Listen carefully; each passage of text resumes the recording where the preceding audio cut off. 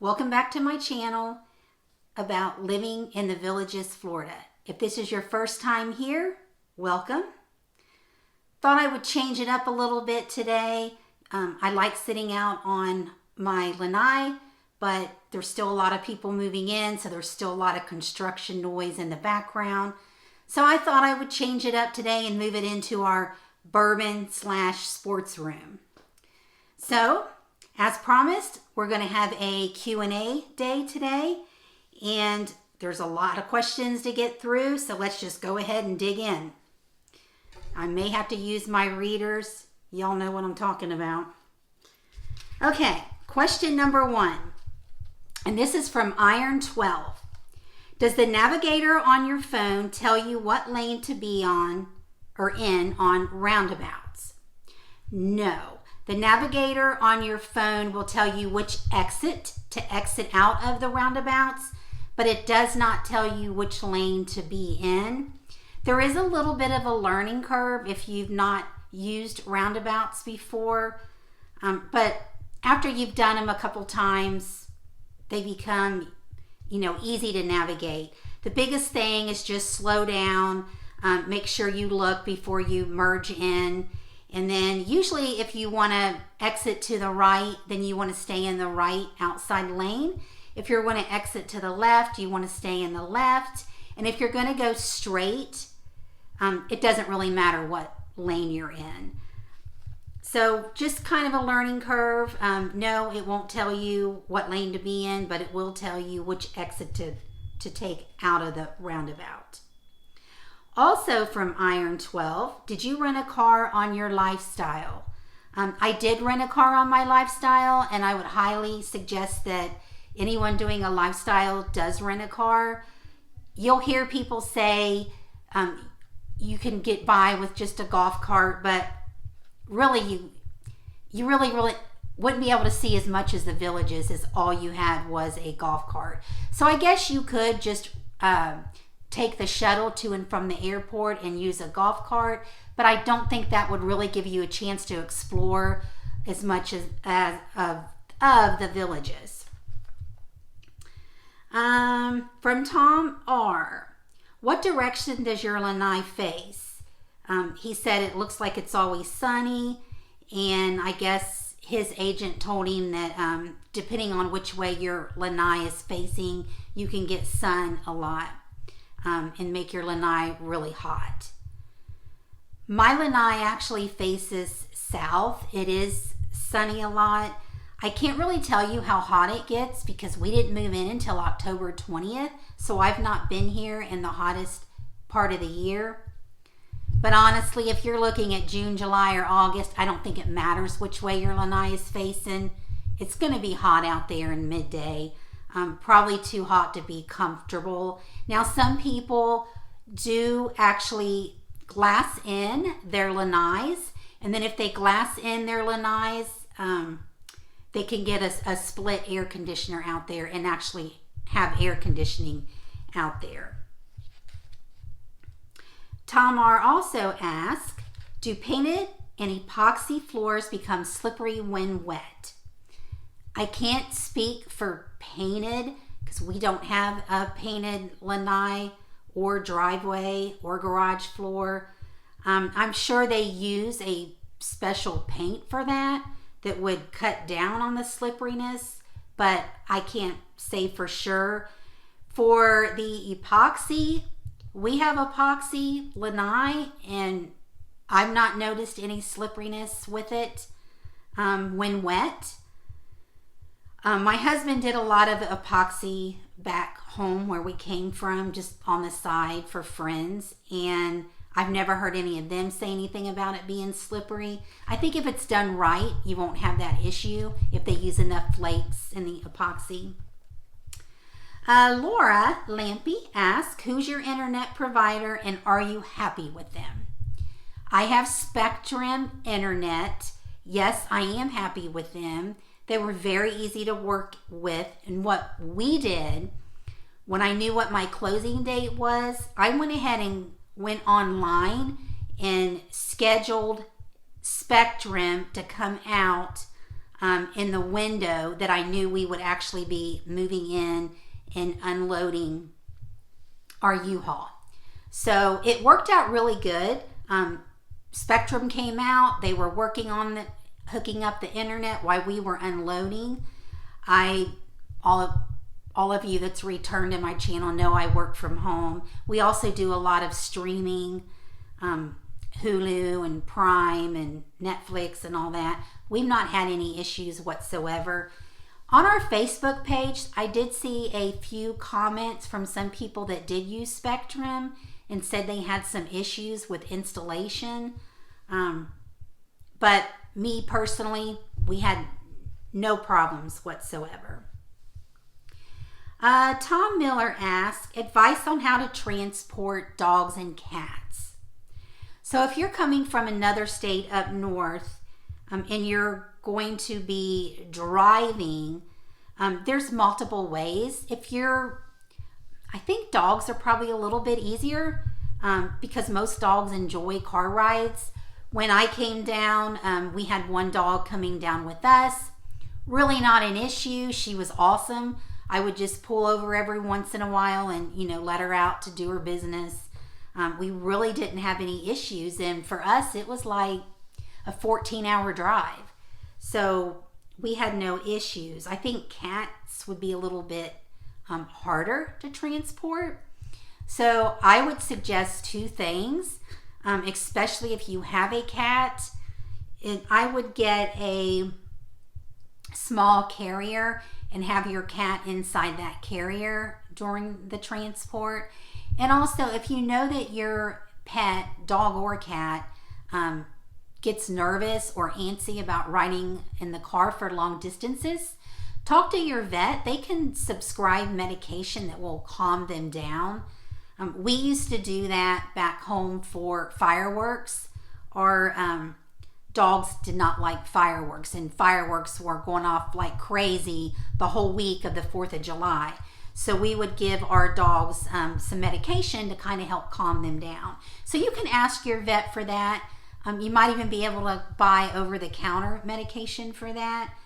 If you're flying, I don't really have any experience with flying. I know if you have a small dog, it has to be a pretty small dog, but as long as you have a approved carrier that airline allows, and that carrier will fit underneath your seat, you can do that to transport your animals.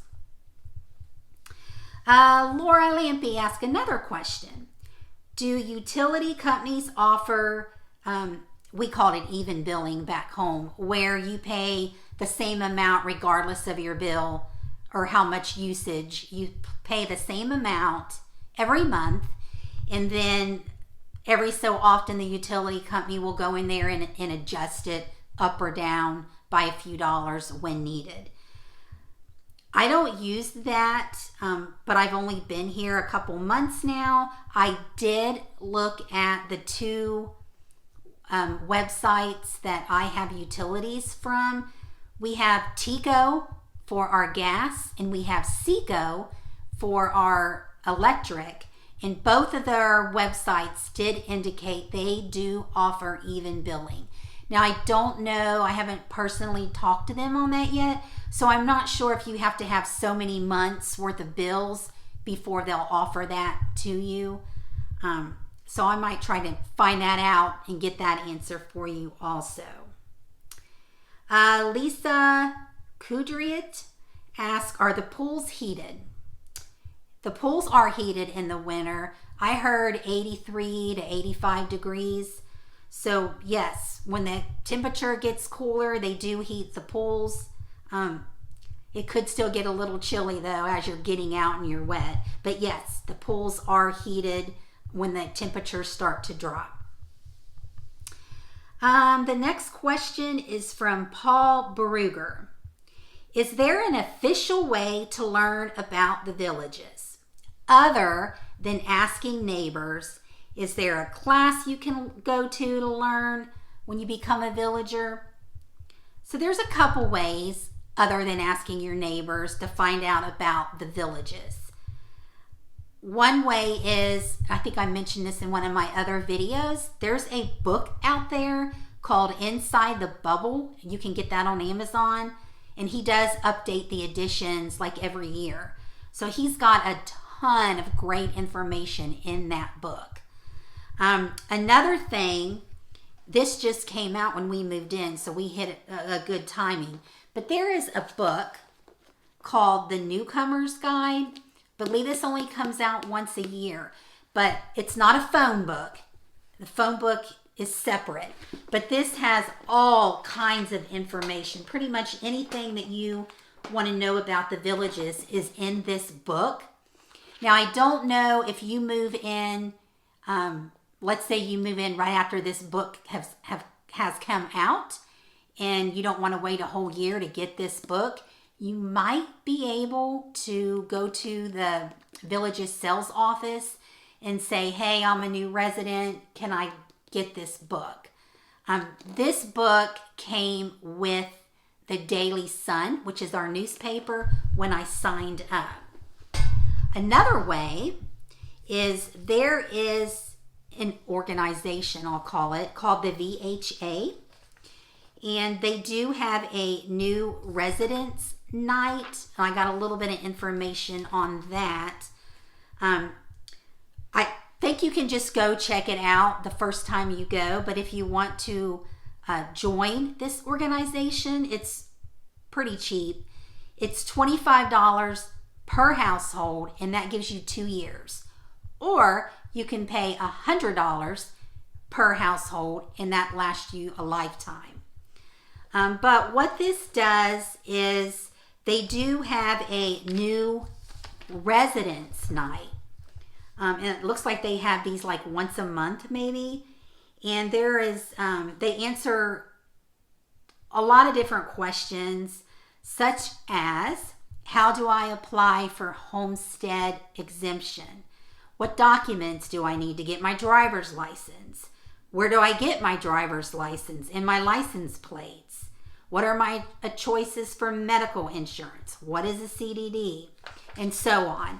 And there's a lot of different organizations there at this new residence night, including the Sumter County Sheriff's Office. You've got the tax collector, the property appraisal, Veterans Service, Seniors versus Crime, SECA, which is the electric company, and many, many more. So that might be something good that you can go to learn and get your questions answered. They do have a new residence night once a month at one of the rec centers also. And that's pretty much like we went, they had the Daily Sun, which is the newspaper. They had the village's golf carts. They had a couple clubs or organizations there. Like they had a booster club for the village's school. They had the Dragon Boat Racing Club.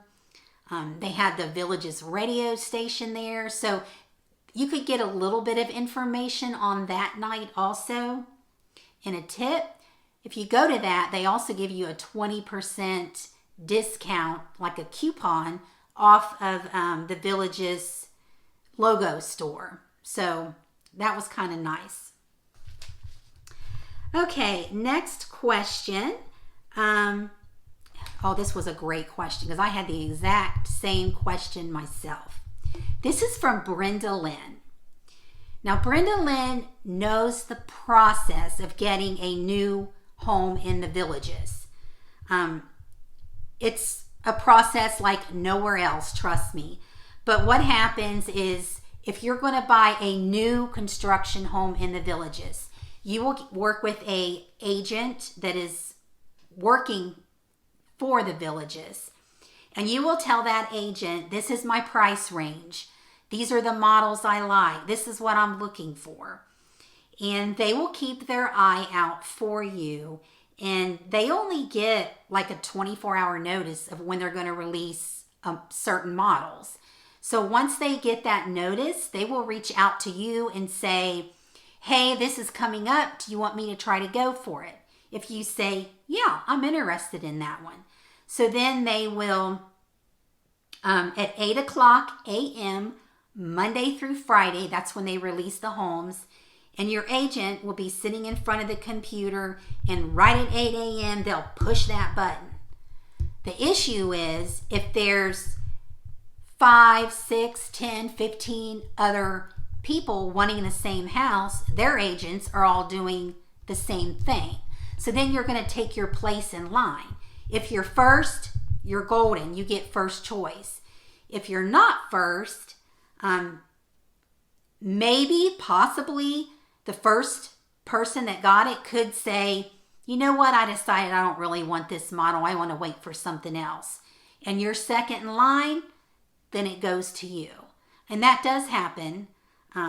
But that's the process. Some people call it a lottery. It is sort of like a lottery. So Brenda Lynn knew that process. But her question is she wanted to know, how many times do you have to try, or how long does it take? So does that process, if you're not number one, how long is it going to take to get the home that you want and you're number one? Is that going to take a couple days? Is it going to take a couple weeks? Is it going to take a month, a couple months, and so on? I had the exact same question, and I actually asked that to my agent. I said, do they move you up in line? So what if you're always 10th in line? Do you never get a home? Do they kind of move you up your line in place if you've tried multiple times? And my agent told me no, they don't move you up in line. But I've never heard of anyone not getting a home. Now, if somebody out there has heard of someone never being able to get a home, let me know in the comments. I do know of people that might not have been able to get exactly what they were going for, so they had to go for something else. And I'll give you the example of that. Our neighborhood that we live in, there are 38 veranda homes. And every time that they would come up, and they would only release a couple each day. They didn't release all 38 at one time. They might release 3 one day and 5 the next. But I do know a neighbor that tried multiple times to get a veranda home, and he never was able to be number one and win a home. So they decided, you know what, we're just going to get a designer home. And then they were able to get a designer home. I wish I could give you a definite answer of how long it takes. But unfortunately, my answer is it depends. And it depends on a lot of factors. One thing could be price. If you're in that sweet spot where most people are buying homes, I'm going to say between $250 and $450. There's probably going to be a lot more people going for those price homes. If you're looking at a $1.2 million home, my guess is there's probably less people bidding on that. I know I could never bid on a home that expensive. So I think that's something to consider, is the price. If you're in that sweet spot, it's going to be a little bit harder. Another thing is, you absolutely cannot be too picky. If you tell your agent, I have to have white cabinets, I have to have tile throughout, no carpet, you just get too picky, that's really going to narrow your chances down. And then also, if you can pick out your favorite models, more than one, maybe like your top 3, and say, these are the models I really like. So don't limit yourself too much. The more you limit yourself, the harder it is to get a house. And then the other factors that come into play is, how many homes are they releasing that day? Are they releasing 5 homes, or are they releasing 25 homes? That's going to make a difference. And then the other thing would be how many people are going for that home. Do you have 3 or 4 people going for the same home? Or do you have 20 people going for the same home. So there's a lot to factor in. I wish I could say, oh, it only takes a week or it only takes 2 weeks, but that's really unknown. There's just so many factors that play into that. But great question. Next question is from Sarah J.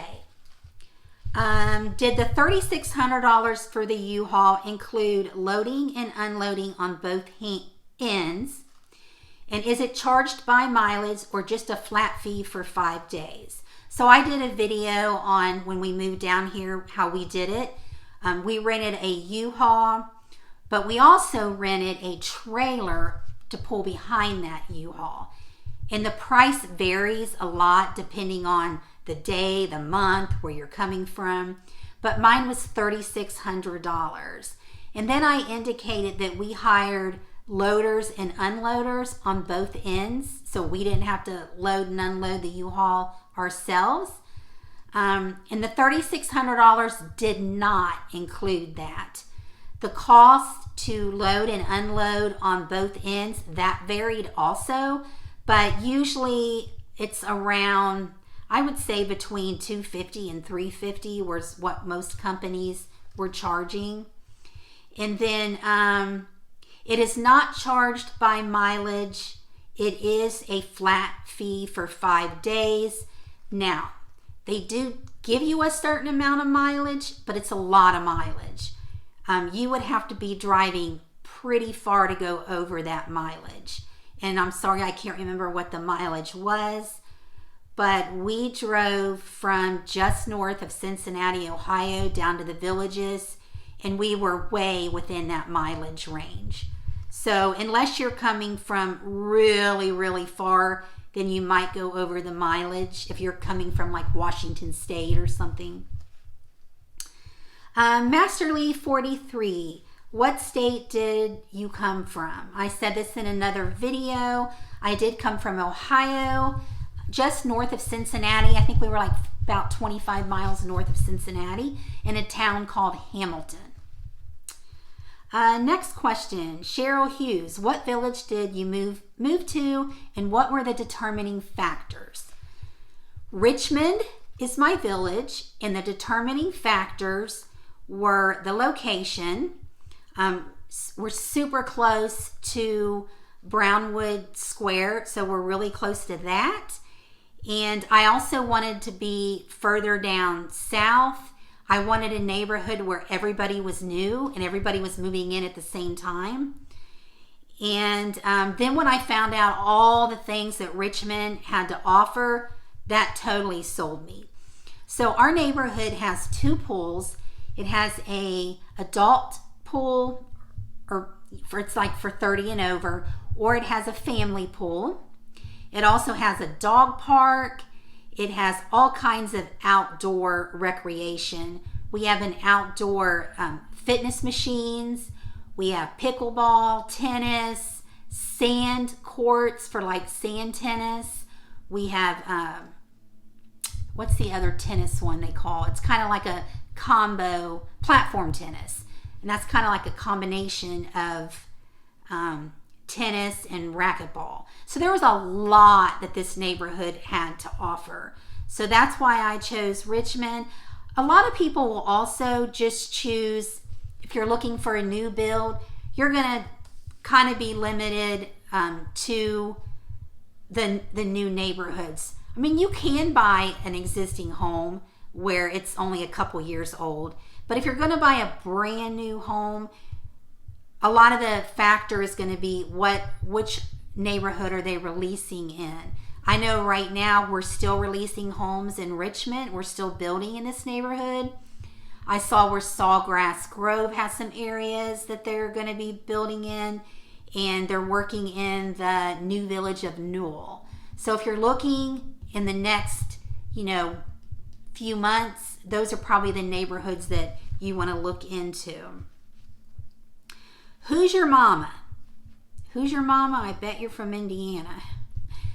Her question is, was it time consuming to get utilities set up, and does the Villages help streamline that process at all?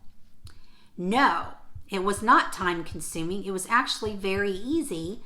I already told you about the cable, but for your electric and your gas, when you're closing, you'll get an email with your closing documents, and it will give you the information of who your electric is and your gas, if you're in a gas neighborhood, the number to call, and it'll tell you to call and set up that account. So you call, you set up an account online, and they will automatically transfer the utilities into your name on your closing date. So that was very easy. And so the Villages does streamline that process. And then the other utilities, the Villages completely takes care of for you. And that would be your water, your sewage, your garbage pickup. There's nothing you need to do. The Villages sets all that up for you.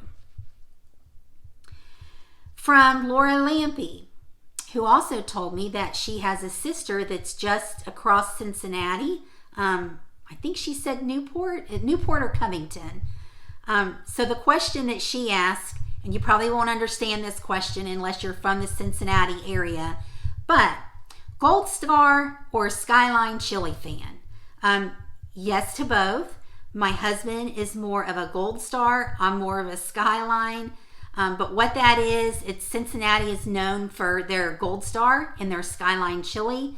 We pour it over our spaghetti, and then we cover that with mounds of shredded cheese. It's really, really good. And I actually found down here at Publix, they actually sell cans of Skyline chili. Not sure about Gold Star. I'll have to look for that, but I know they sell Skyline chili.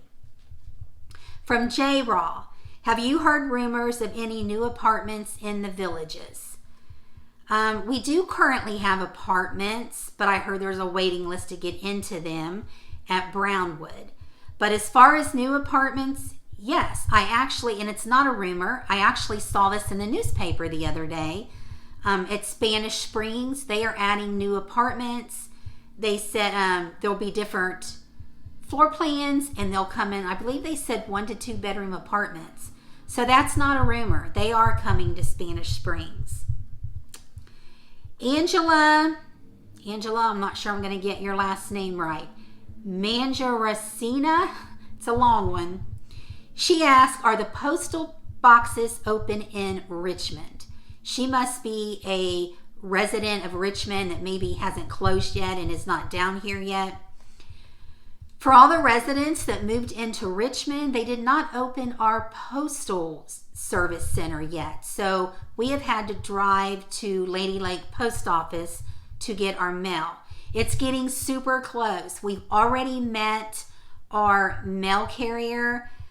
She has indicated that she's got our keys to our mailboxes, and she is taking them to the post office, which will then give them to the sales center in Brownwood, and then we should expect phone calls of, hey, come and get your key, and you can now get your mail at your postal center.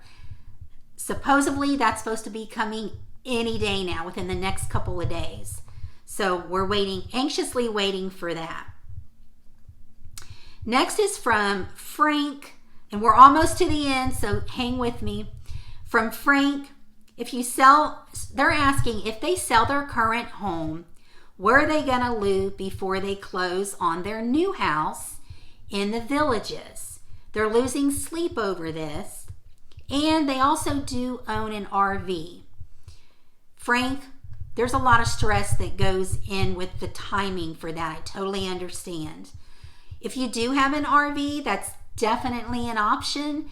There are RV parks not too far from the Villages, so you could bring your RV up here and stay in one of the RV parks while you're searching for your home in the Villages.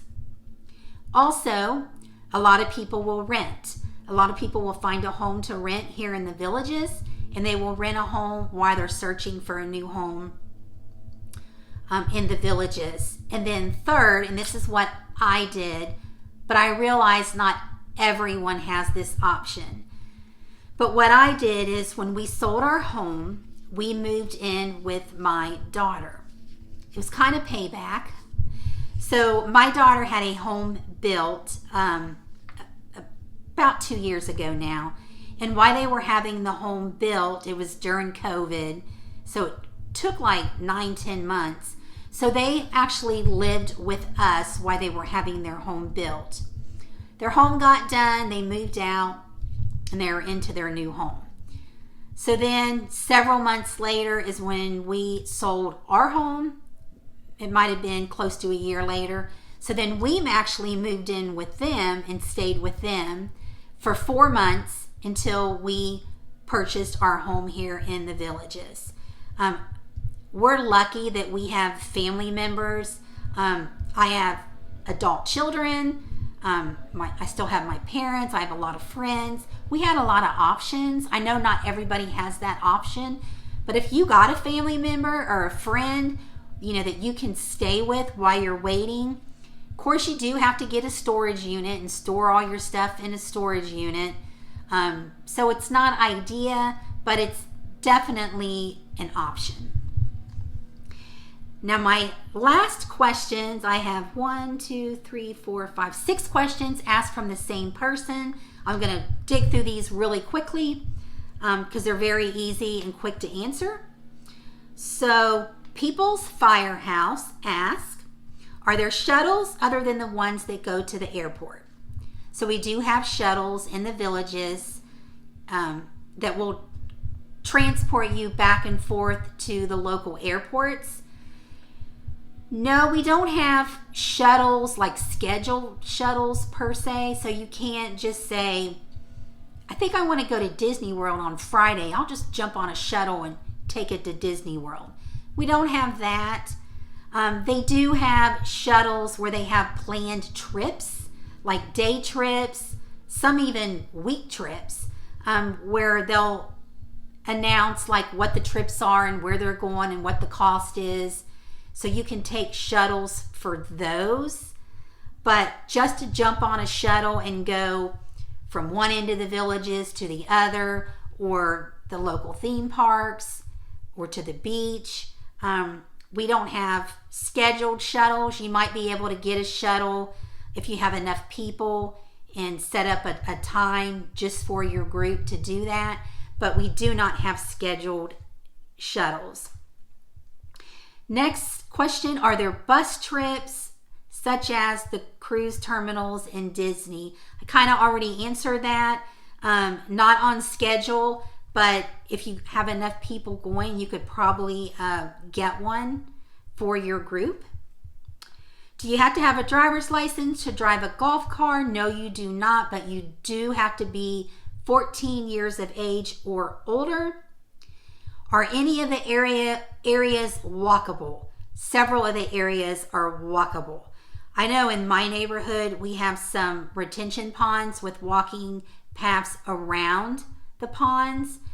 There's also a lot of trails, especially the southern part of the Villages, north of 44, where we actually have trails that are just for walkers. So yes, there's plenty of places to walk in the Villages. Do you need a car or can you get by without one? You really need a car.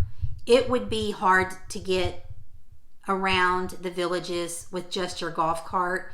There are places you can't go with just your golf cart. I mean, yeah, you can go to grocery stores, you can go to a doctor, but if your doctor is located outside the Villages, you can't get there by golf cart.